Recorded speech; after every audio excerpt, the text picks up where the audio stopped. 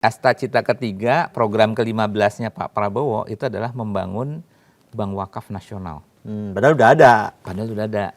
Nah, kalau ditanya apa PR terbesar, kalau saya pribadi ya kembalikan ke kitohnya. Karena Bank Muamalat ini pada dasarnya bank milik umat.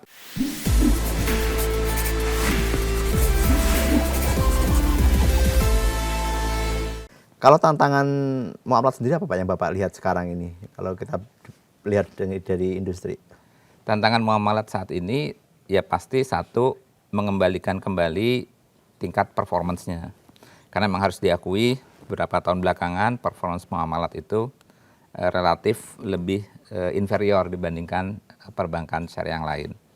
Yang kedua, mengembalikan lagi ke kitohnya. Jadi ini yang lebih menarik nih sebenarnya. Kitoh bank syariah, bank muamalat ini kalau kita lihat sejarah bank muamalat itu berdiri pada zaman era Pak Harto sebagai bank syariah pertama di Indonesia. Nah, itu juga salah satu motivasi kenapa pada saat peluang itu ditawarkan kepada saya mengambil posisi ini ya karena saya melihat adanya amanah yang bersifat moral, spiritual, amanah bangsa. Nah, pertanyaannya juga sama nih. Lantas kenapa kok ini PR terbesarnya adalah mengembalikan ke kitohnya? Karena bank ini waktu didirikannya, waktu itu banyak sekali tokoh alim ulama, ijmi, dan jangan lupa adalah para jemaah haji. Dan juga salah satu PR kita di muamalat yang sering menjadi salah satu pembicaraan di OJK adalah kita belum bisa listing. Itu salah satunya disebabkan karena reconcile pemilik bank muamalat. Karena pemilik bank muamalat kita tuh yang belum reconcile ada ratusan ribu orang yang pada saat waktu pendirian itu membeli saham. Nah, di mana pada saat kita lakukan upaya di media massa untuk mereka kembali mendaftarkan diri dan seterusnya, itu tingkat responsnya itu kurang dari 3%. Dan kenyataan di lapangan ternyata mereka menyatakan bahwa pada saat saya naik haji kemudian beli saham muamalat, kemudian pada saat dia membeli prospektus yang ada di Harian Republika pada waktu itu 92, 93, itu memang sudah niatnya adalah ingin melahirkan bank Islam. Cuman sayangnya pada tahun tersebut itu belum ada undang-undang wakaf. Undang-undang wakaf baru ada tahun 2004. Nah, sementara kita kalau ditanya, apakah Indonesia sudah memiliki bank wakaf? Sudah. Bank muamalat itu. Jadi lebih dulu dibanding regulasinya bahkan. Dibanding regulasinya. Bahkan yang menarik ini kan kemarin Asta Cita, saya lupa Asta Cita keberapa, 15 apa lupa. Asta Cita ketiga ya. Asta ketiga nomor berapa, itu ada Asta Cita ketiga, program ke-15-nya Pak Prabowo itu adalah membangun Bank Wakaf Nasional. Padahal udah ada. Padahal sudah ada. Nah, kalau ditanya apa PR terbesar, kalau saya pribadi ya kembalikan ke kitohnya. Karena bank muamalat ini pada dasarnya bank milik umat yang pada saat itu spiritnya adalah ya orang memang tadi karena undang-undang wakaf belum ada, saya menyetor modal untuk mendirikan bank. Apakah kemudian Anda mengklaim itu sebagai saham milik Anda? Enggak, saya sudah menyerahkannya pada umat.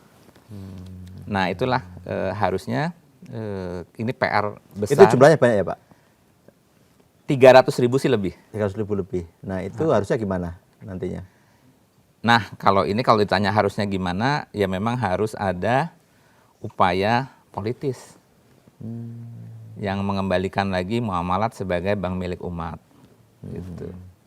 Jadi kepemilikan 300.000 orang itu didudukkan saja sebagai wakaf karena memang pada dasarnya kalau kembali dianalogikan dengan sekarang dengan undang-undang yang ada itu memenuhi kaidah wakaf. Harus nyari semuanya itu 300.000 orang itu atau 300.000 orang sebenarnya sudah terdaftar misalkan cuman kan Udin Jakarta, Umar Cirebon gitulah kurang lebih seperti itu. Itu harus nanti diatur sebagai dananya sudah diwakafkan ke umat. Iya, gitu ya. betul. Dari situ baru bisa nanti kalau mau listing baru bisa listing. Bisa listing, ya itu tadi politis. Mau listing bisa, tetapi pada dasarnya ini sudah menjadi cikal bakal Bank Wakaf Nasional. Nah, kalau sudah menjadi bank wakaf nasional, maka harus jelas juga siapa nanti penerima manfaatnya dan seterusnya. Nah, jadi kembali saya sih juga melihat karena sebelum masuk di muamalat, selama tour of duty di filantropi itu, saya menduduki jabatan Wakil Ketua Badan Wakaf Indonesia. Dan banyak sekali aset wakaf yang nilainya triliunan itu tidak bisa dimanfaatkan oleh umat karena tidak memiliki akses terhadap sumber keuangan formal. Kenapa nggak bisa? Nggak bisa diagunkan. Karena secara hukum wakaf, aset wakaf tidak bisa diagunkan. Nah, bagaimana ceritanya? Misalkan nih, ini ada case di Jakarta, lokasinya di daerah-daerah sini juga, dekat-dekat sini. Ada aset wakaf nilainya triliunan rupiah, sementara manfaat ekonominya itu hanya menjadi lahan parkir, menjadi lapangan sepak bola, menjadi ya ada masjid, ada madrasah, tapi itu tidak menutup kemungkinan karena di beberapa negara masjid itu dibangun lagi di atas office tower. Ya, office tower berdiri, tetapi di situ dibangun lagi sarana masjid. Nah, kita bisa lihat kemanfaatannya. Jumlah tanah yang triliunan itu akhirnya memberikan manfaat kepada umat setelah itu bisa dibangun. Nah, kenapa nggak bisa dibangun? Nggak ada bank yang mau, karena kalau sampai ada apa-apa tidak bisa dieksekusi karena ini aset wakaf. Nah, jadilah tanah-tanah wakaf atau aset-aset umat ini underutilized, dan jumlahnya kalau di total waktu hitung-hitungan kami di Badan Wakaf Indonesia saat itu nilai tanahnya tidak kurang dari 2.000 triliun. Oh, besar sekali. Seluruh Indonesia yang underutilized tadi tidak bisa oleh karenanya cita-cita Pak Prabowo untuk bisa memiliki bank wakaf nasional itu kayaknya memang harus dilaksanakan. Harapannya bank muamalat. Harapan pribadi. Karena nggak bisa mendahului pemilik dan seterusnya. Iya. Pak, kalau kita bicara market syariah, saya dulu pernah diskusi ya dengan salah satu bankir juga. Sebetulnya ada yang niche, memang wah mau nggak mau saya menggunakan produk syariah. Iya. Itu jumlahnya besar ya? Kecil. Kecil, oh kecil ya? Yang pokoknya syariah itu tidak lebih dari 20%, hanya belasan. Jadi memang terbesar itu adalah kelompok yang universal. Jadi ada dua nih, ada pokoknya syariah, kemudian syariah sejauh memungkinkan. Kedua adalah saya syariah kalau lebih margin lebih untung. Yang terakhir pokoknya konvensional. Nah, yang gede itu yang dua terbesar inilah yang mayoritas sebenarnya. Dua terbesar itu yang dua terbesar itu dua adalah dan 3. 2 dan 3. 2 dan 3 ya. Yang satu itu adalah saya bersyariah kalau lebih untung. Yang kedua adalah selama ada syariah saya pilih syariah. Tapi kalau enggak ya saya pakai konven. Nah, kalau yang tadi yang pertama pokoknya syariah, kalau nggak syariah nggak ada, saya lebih baik nggak usah bertransaksi. Itu kecil ya? Itu kecil.